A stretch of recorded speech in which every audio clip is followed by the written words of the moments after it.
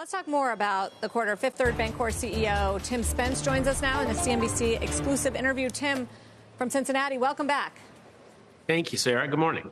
So, good morning. It looks like it's a beat in all the core numbers. Net interest income looks like the credit losses provisions were less than expected. Talk us through why the results seem better than your competitors in the peer set, and what's been kind of a noisy quarter for regional bank earnings. Sure. No, happy to do it. And I think you're right. It was a very good quarter for us. I mean, revenues were better than anticipated, both net interest income and fees. Expenses were better. Credit costs were better. Byproduct of that is the bottom line was better. And I have to add, based on what you were saying earlier, I note that in the banking sector these days, boring is good.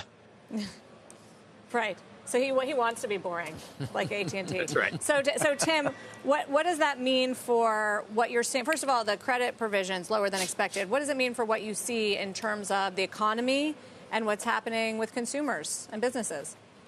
Yeah, our credit metrics have been very well behaved. Charge-offs were right in line with what we outlined in July and continue to look very good for the fourth quarter. In fact, the delinquencies, early stage delinquencies on the consumer side and non-performing assets actually declined. And based on the roll forward that we do, are set to decline again in the fourth quarter. So very consistent with, I think, what you're hearing more broadly, that the economy remains strong. That said, I will note that we probably feel a little bit more cautious than where the prevailing sentiment is right now. I know the aggregates, whether it's payrolls or consumer spending and otherwise, continue to look really good. But when you look underneath the surface, I mean, we're getting our job growth because you have more people working at least one and sometimes two or three part-time jobs.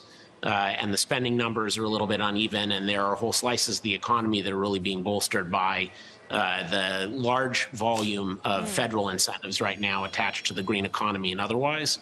And I think it's reasonable to ask whether or not, that will continue to carry us all the way through next year and through to a truly soft landing.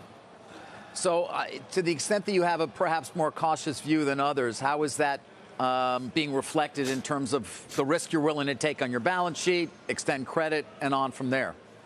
Yeah, I mean, we have had a more cautious view than others for quite some time now. I think we came into this year with the lowest loan growth guide of any of the large banks, so we have been cautious. We never fully normalized our credit policies post-COVID because we were worried about our ability to split risk in an environment where you had all this stimulus and loan forbearances, warping FICOs and otherwise.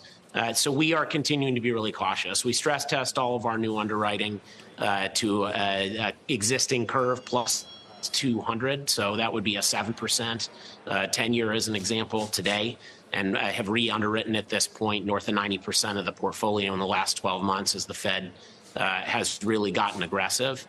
And we just continue to be very cautious with where we focus on deploying capital, maintaining a prudent coverage level in terms of our reserves.